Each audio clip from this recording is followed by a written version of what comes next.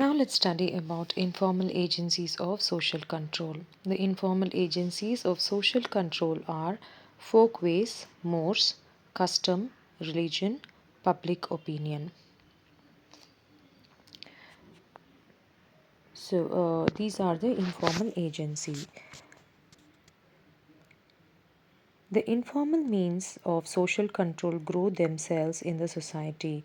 So, the informal means of social control, how do they grow? They grow by themselves in the society. No special agency is required to create them. So, ಇದನ್ನು create ಮಾಡೋಕ್ಕೆ ಯಾವುದೇ special agency ಬೇಡ. It is exercised through customs, traditions, folkways, modes, religion, ridicule, etc. So ಇದನ್ನು custom tradition religious folkways modes ಇದೆಲ್ಲ ರೀತಿಯಿಂದ ಅದನ್ನು exercise ಮಾಡಲಾಗುತ್ತೆ. Informal control prevails over all aspects of man's life. So informal control ಅನ್ನೋದು overall human life ಅಥವಾ ಒಬ್ಬ ಮನುಷ್ಯನ ಜೀವನದಲ್ಲಿ ಎಕ್ಸಿಸ್ಟ್ ಆಗುತ್ತೆ. So first let us study about the folkway. Folkway is a recognized mode of behavior which arise automatically with the group.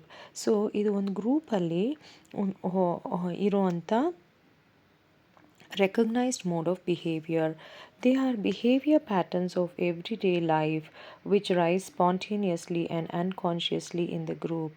So ಈ behaviour pattern ಏನಿದೆ ಇದು spontaneously rice ಆಗುತ್ತೆ ಮತ್ತು ಒಂದು ಗ್ರೂಪಲ್ಲಿ ಅನ್ಕಾನ್ಷಿಯಸ್ ಆಗಿ ಇರುತ್ತೆ. They are in general the habits of individuals and are common in the group. ಇದು ಒಂದು ಮನುಷ್ಯನಿಗಿರುವಂಥ ಜನರಲ್ ಬಿಹೇವಿಯರ್ ಮತ್ತು ಇದು ಕಾಮನ್ ಆಗಿರುತ್ತೆ ಒಂದು ಗ್ರೂಪಲ್ಲಿ. ದೇ ಆರ್ ಸೋಷಲಿ ಅಪ್ರೂವ್ಡ್, ಇದು ಸೋಷಲಿ ಅಪ್ರೂವ್ ಆಗಿರುತ್ತೆ. They have some degree of traditional foundation of group culture. ಇದು they are the they have some degree of traditional sanction. It is not easy for the members to violate the folkways. So ಇದು socially approve ಆಗಿರುತ್ತೆ ಮತ್ತು ಇದಕ್ಕೆ ಒಂದು level ಆದ traditional sanction ಇರುತ್ತೆ ಮತ್ತು it is not easy. ಒಂದು ಮೆಂಬರ್ನ ಈ ಫೋಕ್ವೇನ ವೈಲೇಟ್ ಮಾಡೋದು ಈಸಿ ಆಗಲ್ಲ. They are the foundation of group culture. ಒಂದು ಗ್ರೂಪ್ ಕಲ್ಚರ್ಗೆ ಫೌಂಡೇಶನ್ ಇದು. If an individual does not follow he may be socially boycotted by his group. ಅಂದರೆ ಒಂದು ಇಂಡಿವಿಜುವಲ್ ಇದನ್ನು ಫಾಲೋ ಮಾಡಲಿಲ್ಲ ಅಂತಂದರೆ ಅವನು ತನ್ನ ಗ್ರೂಪಿಂದ ಸೋಷಲಿ ಬಾಯ್ಕಾಟ್ ಆಗೋ ಚಾನ್ಸಸ್ ಇರುತ್ತೆ. A particular dress must not be worn in a particular function. So like for example you cannot wear a swimming costume for a marriage ಅಲ್ವಾ. This is one example. The Brahmin shall not take meet, the Jain shall not eat curd, the Hindu women should not smoke. Since folkways become the matter of habit, therefore these are followed unconsciously and exercise powerful influences over man's behavior in the society. So ಇವೆಲ್ಲ examples ಕೊಟ್ಬಿಟ್ಟು ಆಮೇಲೆ ಏನು ಹೇಳ್ತಾರೆ ಅಂತಂದರೆ ಇದು matter of habit ಆಗುತ್ತೆ ಮತ್ತು ಇದನ್ನು ಅನ್ಕಾನ್ಷಿಯಸ್ ಆಗಿ ಫಾಲೋ ಮಾಡ್ತಾರೆ ಮತ್ತು ಇದು ಮನುಷ್ಯನ ಬಿಹೇವಿಯರ್ ಏನಿದೆ ಸೊಸೈಟಿಯಲ್ಲಿ ಅದರ ಮೇಲೆ ಪವರ್ಫುಲ್ ಇನ್ಫ್ಲುಯೆನ್ಸ್ ಆಗಿರುತ್ತೆ. Next we go to mores. Mores are those folkways which are considered by the group to be of great significance, rather indispensable to its welfare. So Morse ಅನ್ನೋದು ಇದು ಒಂದು ಗ್ರೂಪ್ಗೆ ತುಂಬ ಇಂಪಾರ್ಟೆಂಟ್ ಆಗಿರುತ್ತೆ, great significance ಆಗಿರುತ್ತೆ. ಯಾಕೆಂದರೆ ಅದು group ವೆಲ್ಫೇರ್ಗೆ help ಆಗುತ್ತೆ. ಆಮೇಲೆ the mores related to fundamental needs of the society are more directly than to the folk way. So ಈ ಮೋಡ್ಸ್ ಅನ್ನೋದು ಇದು ಫಂಡಮೆಂಟಲ್ ನೀಡ್ ಆಗಿರುತ್ತೆ ಸೊಸೈಟಿದು, ಫೋಕ್ ವೇಗಿನ ಹೆಚ್ಚಾಗಿರುತ್ತೆ. They express the group sense of what is right and conductive to social welfare. So ಇದು group ಸೆನ್ಸ್ಗೆ ಎಕ್ಸ್ಪ್ರೆಸ್ ಮಾಡುತ್ತೆ of what is right and conductive to social welfare. They imply a value judgement about folkway. ಇದು ಫೋಕ್ವೇ ಬಗ್ಗೆ ಒಂದು value judgment ಕೊಡುತ್ತೆ. Morse are always moulding human behaviour. ಈ Morse ಅನ್ನೋದು human ಬಿಹೇವಿಯರ್ನ mould ಮಾಡ್ತಾ ಇರುತ್ತೆ. They restrain on individual from doing acts considered wrong by his group. So ಇದು ಒಂದು ಇಂಡಿವಿಜುವಲ್ಗೆ ಅವನ ಗ್ರೂಪ್ಗೆ ಅವ್ನು ಮಾಡ್ತಾ ಇರೋಂಥ ವಿಷಯ ರಾಂಗ್ ಅನ್ನೋದನ್ನ ಹೇಳ್ಕೊಡುತ್ತೆ. ಮತ್ತು they are the instruments of control, ಇದು ಕಂಟ್ರೋಲ್ನ ಇನ್ಸ್ಟ್ರೂಮೆಂಟ್ ಆಗಿರುತ್ತೆ. In society there are innumerable mores like monogamy, prohibition, endogamy, anti slavery. For example ಇದಕ್ಕೆಲ್ಲ ಇದು ಇನ್ಸ್ಟ್ರೂಮೆಂಟ್ಸ್ ಆಫ್ ಕಂಟ್ರೋಲ್ ಆಗಿರುತ್ತೆ ಸೊಸೈಟಿಗೆ. In society there are innumerable mores ಅಂದರೆ ನಮ್ಮ ಸೊಸೈಟಿಲಿ ಸುಮಾರು ಮೋಡ್ಸ್ ಇದೆ. ಯಾವ್ದ್ಯಾವುದು ಅಂತಂದರೆ ಮೊನೋಗಮಿ, ಮೊನೋಗಮಿ, ಪ್ರೊಹಿಬಿಷನ್, ಎಂಡೋಗ್ಯಾಮಿ ಅಂದರೆ marrying within the family, like brothers ಆ ಥರ. Anti slavery, conformity to mores is regarded necessary. So ನೀನು ಒಂದು ಮೋಡ್ಗೆ ಕನ್ಫರ್ಮ್ ಆಗಿರೋದು ಒಂದು ಗ್ರೂಪಲ್ಲಿ ಇದ್ಮೇಲೆ ಇದು ನೆಸೆಸರಿ ಆಗಿರುತ್ತೆ. It is essential for the members of the group to conform to them. So ಒಂದು ಗ್ರೂಪಿನ ಮೆಂಬರ್ ಅದಕ್ಕೆ ಕನ್ಫರ್ಮ್ ಆಗಿರೋದು ತುಂಬ ಇಂಪಾರ್ಟೆಂಟ್ ಆಗುತ್ತೆ. Behaviour contrary to them is not permitted by the society. ಅದಕ್ಕೆ ಕಾಂಟ್ರರಿ ಆಗಿ ನೀವು ನಡ್ಕೊಳ್ಳೋ ಹಾಗಿಲ್ಲ. It is not permitted by the society. Certain modes may even be harmful for physical well being of an individual. So ಕೆಲವೊಂದು modes ಅನ್ನೋದು ಇದು physically harmful ಆಗಿರ್ಬೋದು. Yet these must be obeyed. ಆದರೂ ಇದನ್ನು ಒಬೇ ಮಾಡಲೇಬೇಕು. Thus mores control man's behaviour in the society to a very great extent. ಹಾಗಾಗಿ mores ಅನ್ನೋದು ಮನುಷ್ಯನ ಬಿಹೇವಿಯರ್ನ ಕಂಟ್ರೋಲ್ ಮಾಡುತ್ತೆ to a very great extent. Next, customs. Customs are long established habits and usages of people. Customs ಅನ್ನೋದು ತುಂಬ ಬಹಳ ದಿನಗಳಿಂದ ಬಂದಿರುವಂಥ ರೀತಿ. They are those folkways and mores which have persisted for a very long time and had passed from one generation to another. So customs can be either folkways or mores.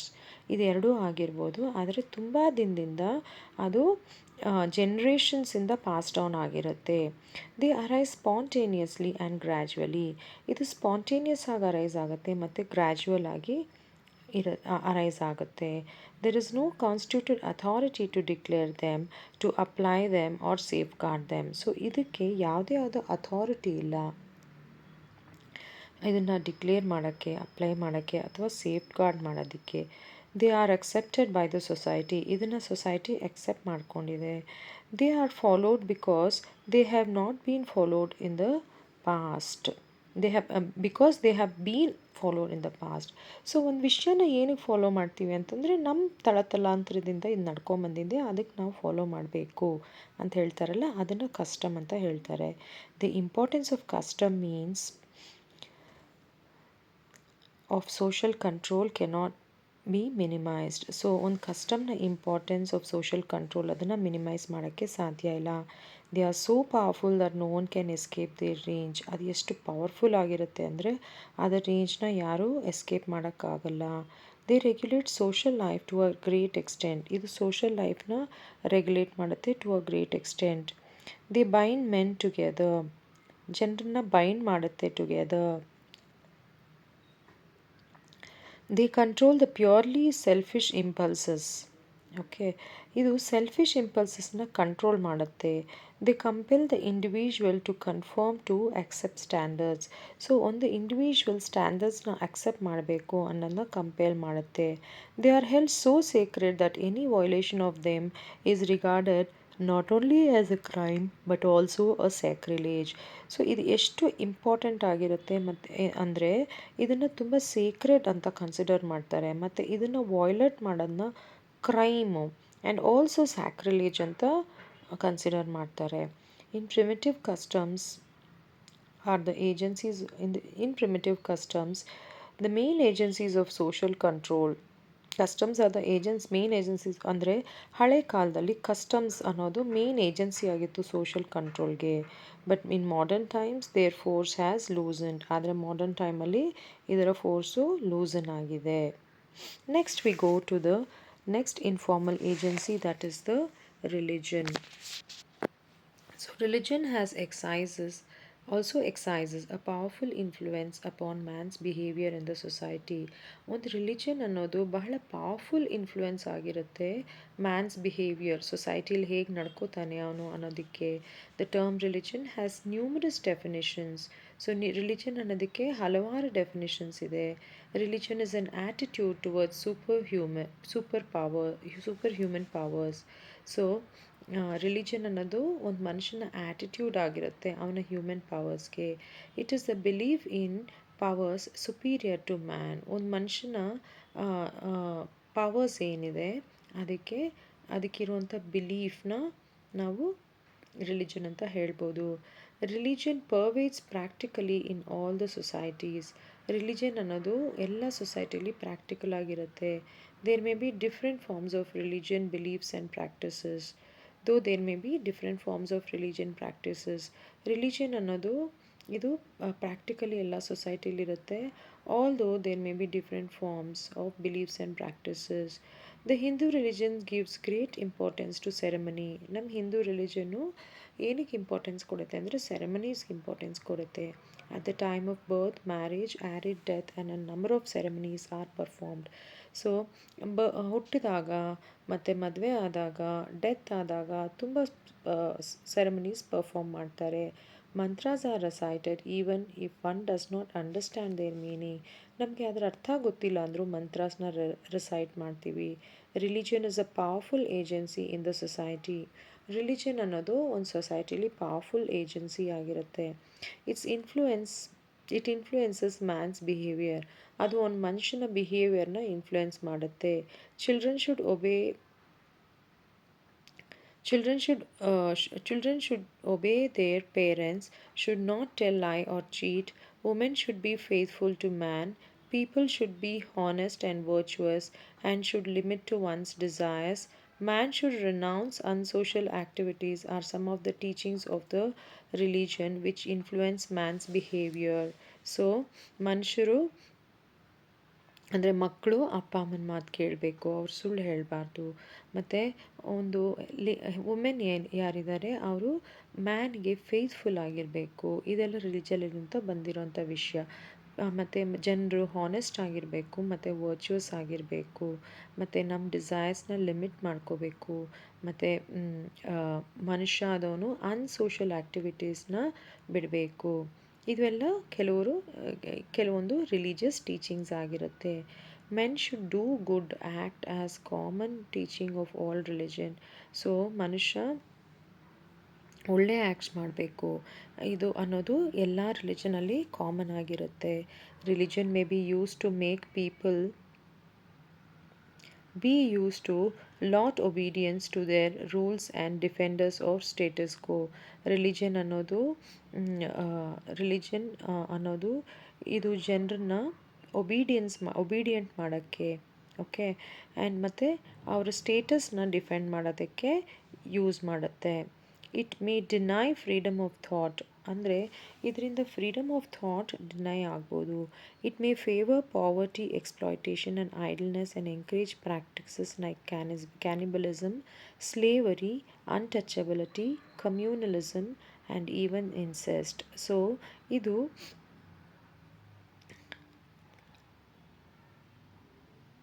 Poverty ಎಕ್ಸ್ಪ್ಲಾಯ್ಟೇಷನ್ನ favour ಮಾಡಬಹುದು.